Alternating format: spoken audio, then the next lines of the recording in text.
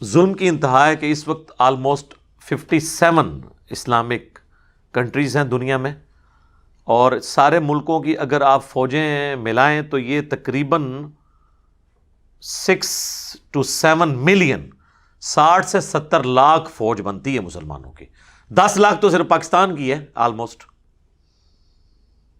تو باقی ملکوں کی بھی آپ ملائیں تو اسرائیل جو ہے وہ تو ایک چیونٹی کی مانند ہے اتنی بڑی افواج کے سامنے، اگر یہ لوگ کوئی ہمت دکھاتے ہیں.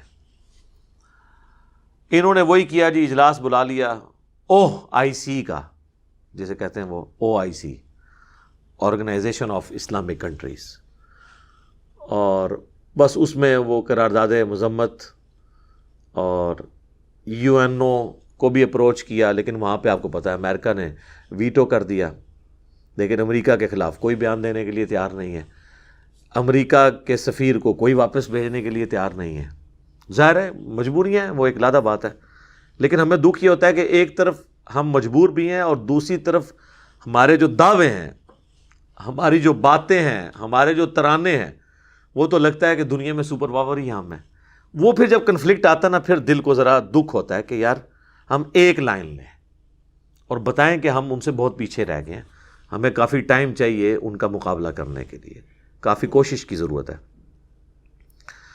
اب ایسی صورتحال میں جو عام مسلمان ہیں نا، وہ گلٹ کا شکار ہے، ان کے دل کے اندر ایک غم کی کیفیت آتی ہے کہ جی ہمارے اوپر کیا ذمہ داری ہے، جہاد تو نہیں فرض ہو چکا، قتال فرض تو نہیں ہو چکا. اور آپ کو پتہ ہے کتنی NGOs جو ہیں، نان گورنمنٹ آرگنائزیشن، یا ان کو نان اسٹیٹ ایکٹر کہہ لیں، وہ لوگ انہوں نے تو بھرتیاں بھی شروع کر دی ہیں مجاہدین کی، اور جا کے ہم جہاد کریں گے.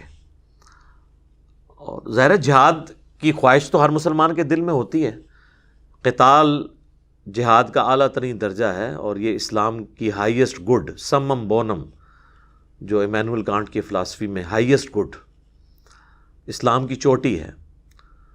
حتیٰ کہ بخاری و مسلم دونوں میں حدیث ہے، اللہ کے محبوب صلی اللہ علیہ وآلہ وسلم نے فرمایا میری خواہش ہے میں اللہ کی راہ میں قتل کیا جاؤں، پھر زندہ کیا جاؤں، پھر قتل کیا جاؤں، پھر زندہ کیا جاؤں، پھر قتل کیا جاؤں، پھر زندہ کیا جاؤں، پھر قتل کیا جاؤں. صحیح مسلم میں ایک اور حدیث ہے، جس کے دل میں شہادت کی تمنا نہیں ہے وہ منافقت کی شاخ پہ مرا. یعنی مسلمان کے ایمان کا حصہ ہے اللہ کے لیے جان دینا. شہید کون ہوتا ہے؟ جو گواہی دیتا ہے پریکٹیکلی مر کے کہ جس دین کا میں بلیور ہوں اس کے لیے اپنی جان بھی دے دوں گا.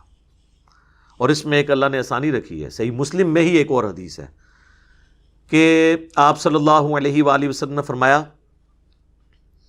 جس شخص کے دل میں شہادت کی تمنا ہوئی اور اسے بسترے پر بھی موت آ گئی عام حالت میں، اللہ کے حضور وہ شہید لکھا جائے گا، بشرطے کہ اس کے دل میں تمنا ہوئی، یہ شرط ہے. تو ظاہر مسلمانوں کے دلوں میں تمنا تو موجود ہے.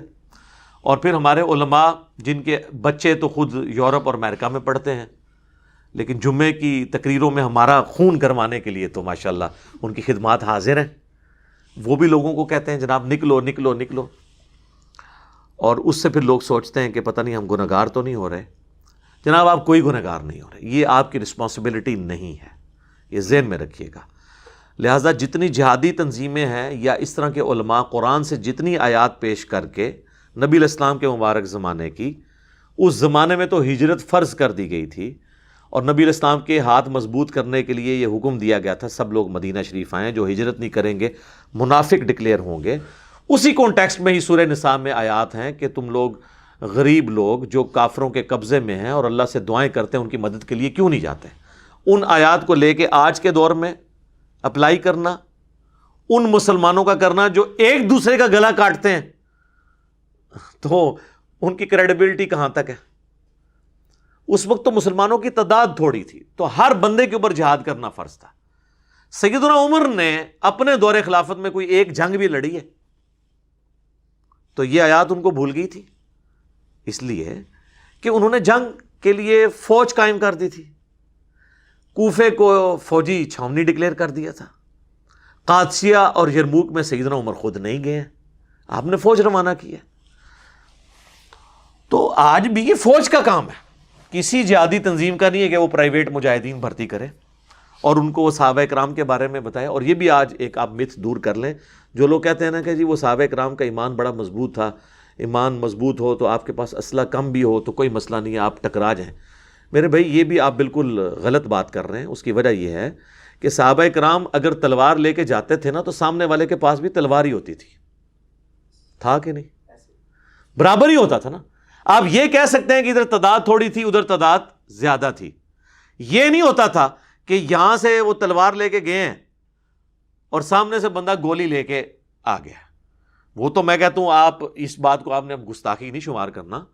چلے میں صحابہ کرام کی مثال نہیں دیتا ہوں, میں کہتا ہوں بہت پارسا قسم کے علماء بزرگان دین یا ان سے بھی بڑے مرتبے کے 1,00,000 لوگ بھی لے آئیں اور سامنے ایک یہودی فوجی کھڑا ہو جس کے ہاتھ میں کلاشن کوف یا اس سے کوئی لیٹسٹ اسلحہ ہو, یہ سارے تلواریں اٹھائی رہ جائیں گے تو یہ لاکھوں کی لاشیں ہی آپ اٹھا کے لے کے آئیں گے, ایک یہودی ان سب کو مار دے گا.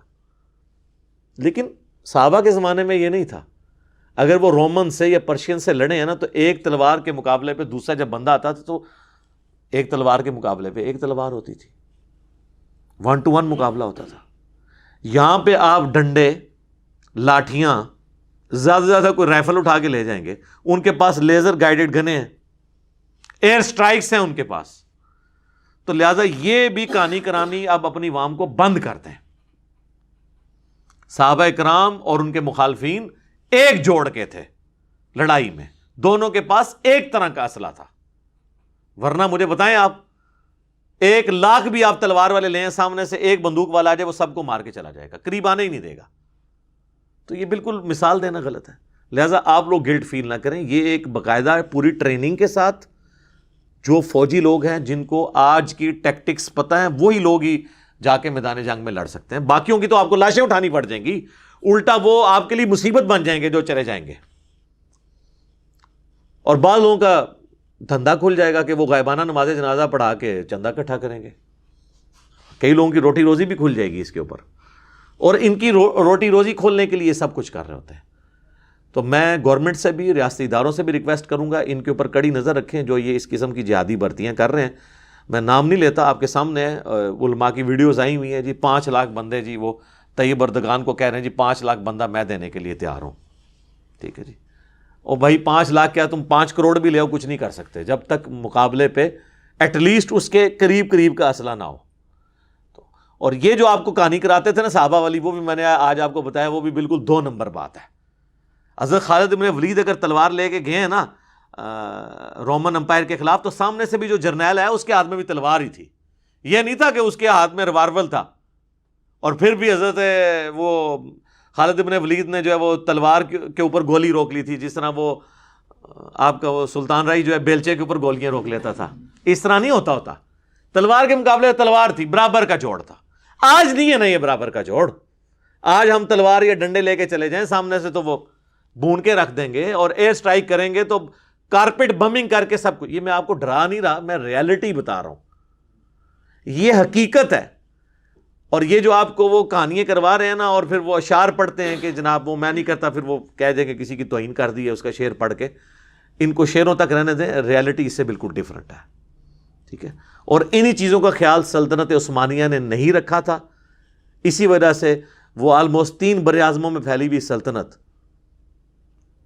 اس کے مقابلے پہ کچھ بھی نہیں تھے یہ گورے, انہوں نے ملیہ میٹ کر کے رکھ دی کیونکہ انہوں نے وقت کے تقاضوں کا خیال نہیں رکھا. یہاں پہ علماء اور بزرگان دین بس یہی دعائیں کرتے رہ گئے کہ دشمن کی توپوں میں کیڑے ڈال جائیں. ان کو کیا پتا تھا کہ کیڑے تو توپوں میں نہیں ڈال سکتے نا میرے بھائی. ٹھیک ہے نا, تو یہ انہی چکروں میں رہے. کسی نے کہہ دیا کہ جی یہ جو اسلحہ یوز کر رہے ہیں اس میں خنزیر کی چربی استعمال ہوتی ہے. ٹھیک ہے یار, تسی اس اسلحے دے اوتے کھلو کے نماز پڑھنی ہے. تو اس طرح کی باتیں کر کر کے نا سلطنت عثمانیہ کی ناکامی کی چند بڑی وجوہات میں سے ایک یہ بھی تھی کہ وقت کے تقاضے وہ نہیں بھانپ سکے تھے. تو ان چیزوں کو بھی دیکھنے کی ضرورت ہے. یہ جو آپ کو کہتے ہیں نا چڑھ دوڑے ان کے اوپر, کچھ بھی نہیں ہونا میرے بھائی. اس طرح کرنے سے کچھ بھی نہیں ہونا. آپ عقل کے ناخن رہیں, جو صحیح بات ہے. باقی عوام الناس تو میرے بھائی ذمہ داری پوری کر رہی ہے. ہم صابن کی ٹکیا سے لے کر, اپنی ماچس سے لے کے, اپنے موٹر بائک کے پٹرول سے لے کر, ایک ہمارے ناردرن ایریا کی چوٹی پہ بیٹھا ہوا ایک غریب آدمی جس کے لیے 1 لیٹر مٹی کا تیل خریدنا بھی ایک ایشو ہے, اور وہاں پہ وہ لکڑیاں جوڑ کے اس پہ مٹی کا تیل ڈال کے اپنی ہنڈیاں پکاتا ہے، وہ بھی اتنا ہی ٹیکس دے رہا ہے مٹی کے تیل کے اوپر جو یہاں پہ ہونڈا سیوک والا دے رہا ہے. یا وہ اور کون سی گاڑیاں آج کل جو مولویوں کی نظر آ رہی ہیں، V8 فارچون، من تو نام ہی نہیں آتے، اللہ شکر ہے میرے کو موٹر سائیکل ہے جی، کیا فارچونر کو غلطی نہ کر لیں، وہ بھی انہیں ہی ٹیکس دے رہے ہیں. جب یہ حالت ہے تو یہ سارے کا سارا ٹیکس جو لوگ کہتے ہیں ٹیکس نہیں دیتے، 40 انڈائریکٹ ٹیکسز ہیں جو ہر پاکستانی دے رہا ہے، آپ اس کی جیب سے اس کی اجازت کے بغیر نکال رہے ہیں. 40 کے قریب ٹیکسز، ہر چیز کے اوپر تو ٹیکس لگا ہوا ہے. تو یہ ٹیکسز سے ہی ہمارے ریاستی اداروں کے بجٹ میٹ ہو رہے ہیں. تو ہر پاکستانی آلریڈی جہاد میں حصہ ڈالے ہوئے ہیں. فوج میں بھی تو سارے بندے تو نہیں آگے جا کے لڑتے، آگے جو جا کے لڑ رہا ہے وہ یہ کہہ سکتا ہے یہ پیچھے جو دوسرا فوجی روٹیاں لگا کے بھیج رہا ہے اس کی کوئی قربانی نہیں جہاد اور قتال میں، بھائی وہ روٹی نہ بھیجے تو بھوکا مر جائے گا آگے، اس کی بھی ذمہ داری ہے. اور جو روٹیاں لگا رہا ہے نا اس کو آٹا کون پرووائڈ کر رہا ہے، ایندھن کون پرووائڈ کر رہا ہے، اس کو مہینے کا خرچہ کون دے رہا ہے؟ میں اور آپ اپنے ٹیکسز کے ذریعے. لہٰذا ہم بالکل عہدہ براں ہیں اس حوالے سے. عوام الناس کی ذمہ داریاں کیا ہیں وہ میں اینڈ پہ بتاؤں گا. اس حوالے سے کوئی عوام الناس کی ذمہ داری نہیں ہے کہ وہ گھر بیٹھ کے تو گلٹ فیل کرے اور کسی وہ جہادی تنظیم کے ہاتھ لگ جائے اور کل کو FATF کی جو تلوار لٹک رہی ہے وہ لٹکتی ہوئی تلوار کسی بھی وقت پاکستان کے اوپر گر سکتی ہے، ابھی تو لٹک رہی ہے. اور پچھلے ایک دہائی کے اندر آلموسٹ ہم نے جو فوجی آپریشنز کے ذریعے کامیابیاں حاصل کی ہیں خصوصاً ضرب عصب اور رد الفساد کے ذریعے، وہ ساری ہماری فوج کی قربانیاں پھر زیرو سے ملٹیپلائی نہ ہو جائیں. یہ دوبارہ سے ایک یہ جو معاملہ اب شروع ہے، ان کو جو انٹری مارنے کا موقع مل گیا ہے نان سٹیٹ ایکٹرز کو. تو اس حوالے سے یہ ساری باتیں یعنی کرنا ضروری تھی. تلخ کئی ایک چیزیں ہیں جو ڈسکس کرتے وقت بعض اوقات مجھے بھی یعنی فیل ہو رہا ہوتا ہے کہ جب کوئی ایک نیا بندہ دیکھے گا وہ کہے گا یار یہ کس قسم کی باتیں کر رہا ہے، لیکن حقیقت یہی ہے. وہ اگلے دنوں بھی کسی نے وہ ایک لطیفہ انہوں نے مجھے بتایا، وہ شیئر کیا ہوا تھا، لیکن یہ ہے زبردست بات ہے کہ مسجد میں نماز پڑھتے ہوئے جو پہلی صف والے بابے ہیں وہ تو امریکہ کی اور اسرائیل کی تباہی کی باتیں کر رہے ہوتے ہیں، اور جو پچھلی صف والے بچے ہیں وہ امریکہ کے ویزے اور گرین کارڈ کے لیے دعائیں کر رہے ہوتے ہیں. تو دیکھ لیں آپ، یہ جتنے لوگ ابھی ریلیاں نکال رہے ہیں یہ سب کچھ کر رہے ہیں، ان میں سے آپ کسی کو آفر کریں یہ سب ویزا لگا کے چلے جائیں گے. حقیقت بات ہے. آپ کو یہاں بیٹھ کے کہہ رہے ہیں ان کی پروڈکٹس کا بائیکاٹ کریں، یہ کہتے ہیں نا، اور خود وہاں بیٹھے ہوئے ہیں ان کو ٹیکس دے رہے ہیں اور ان ٹیکسز سے ان کی فوج ہمارے مسلمانوں کو قتل کر رہی ہے. تو ان کو کہ ذرا آپ قربانی کر کے واپس آ جائیں نا پاکستان، نہیں آئیں گے. آپ کو کیا کہہ رہے ہوں گے؟ ان کے پروڈکٹ کا بائیکاٹ کرتے ہیں، خود بیٹھ کے ان سے کھا رہے ہوں گے. تو یہ دوگلی پالیسی ہے. یہ اسی طریقے کے بھاشن ہے جو ہمارے علماء لوگوں کو نیکی کا بھاشن تو دیتے ہیں لیکن خود اس پہ عمل انہوں نے نہیں کرنا ہوتا. تو یہ حال ہے کہ وہ بزرگ جو ہیں وہ تو اسلام دشمن قوتوں کی تباہی کی دعا کر رہے ہوتے ہیں اور ان بزرگوں کی اولادیں جو ہیں ان ملکوں کے ویزوں کے لیے دعائیں کر رہی ہوتی ہیں. ایک ہی مسجد میں آپ دیکھ لیں 2 اسٹیٹ آف مائنڈ چل رہے ہیں اور ریالٹی یہی ہے، چاہے ہمیں بری لگے. اس سے بھی تلخ بات یہ ہے کہ میں اکثر کہتا ہوں کہ آپ کی والدہ یا آپ کی بیوی یا آپ کا بچہ ہاسپٹل میں ایڈمٹ ہو اور آپ کو ڈاکٹر کہے کہ یہ ایک ٹیکہ ہے جس سے اس کی جان بچ سکتی ہے، اور آپ مارکیٹ میں جائیں میڈیکل سٹور میں، ایک طرف وہ نکالے یہ اسرائیل کا یا فرانس کا یا امریکہ کا بنا ہوا ٹیکہ ہے اور دوسری طرف مفتی اعظم پاکستان کا ہے اور اس پہ تصویر بھی مفتی اعظم کی بنی ہوئی ہو، تو اس مفتی اعظم پاکستان وہ بریلوی ہے، دیوبندی یا اہل حدیث یا شیعہ کا جو اس کو مفتی اعظم مانتا بھی ہے اور حافظہ اللہ اور دامت برکاتہم عالیہ اور آیت اللہ اور حافظہ اللہ کہتا ہے، وہ بھی اس کا ٹیکہ نہیں لے گا. وہ کہے گا بھائی جی رہن دو، اے ہی دیو منو. پھر پروڈکٹ کا بائیکاٹ کیسے ہو سکتا ہے؟ یا تو آپ اس لیول کی پروڈکٹ لے آئیں، پھر ہم بھی کہیں گے کہ بالکل پروڈکٹ کا بائیکاٹ کریں. یہ ریالٹیز ہیں جن کو سمجھنے کی ضرورت ہے. اور اسی طریقے سے اکثر آپ سنیں گے مسلمانوں سے کہ یہ کافروں کی سازش ہے جی اسلام کے خلاف. میرے بھائی قرآن نے پورے قرآن میں کہیں یہ رونا نہیں رویا گیا کہ کافروں کی سازش ہے اور اب رونا رو نہیں. یہ بتایا گیا کہ کافر یہ سازش کر رہے ہیں، تم نے یہ کرنا ہے. یہ تو اسی طریقے سے ہے کہ کوئی شخص کہ میں فیل اس لیے ہوا ہوں کہ میرا پیپر لیا گیا، اگر میرا پیپر نہ لیا جاتا میں نے فیل نہیں ہونا تھا. بھائی پیپر تو لیا جائے گا، دنیا میں تو امتحان سے آپ نے گزرنا ہے. تو یہ کافر یا شیاطین یہ مسلمانوں کی آزمائش ہے. اگر آپ کہیں یہ ہو ہی نہ تو پھر تو میں جنت ہی پہنچ جانا سی، پھر تو انہوں نے بھی پہنچ جانا سی جنت ہی۔ تو انہوں نے تو سازشیں کرنی ہیں۔ آپ کو یہ کہا گیا کہ آپ نے اللہ اور اس کے رسول کے ساتھ خیانت نہیں کرنی، عز و جل و صلی اللہ علیہ وآلہ وسلم۔ اس کانٹیکسٹ میں ایک آیت ہے، سورہ آل عمران کی آیت نمبر ہے 139، یہ بڑی مشہور آیت ہے، یہ غزوہ احد کے کانٹیکسٹ میں نازل ہوئی تھی۔ وَلَا تَهِنُوا، دیکھنا بے دل نہ ہونا، کمزور دلی نہ دکھانا، وَلَا تَحْزَنُوا، اور نہ غم کرنا، وَأَنْتُمُ الْأَعْلَوْنَ إِن كُنتُم مُؤْمِنِينَ، تم ہی غالب رہو گے اگر واقعی میں تم مومن ہوئے، بشرطے کہ مومن ہوئے۔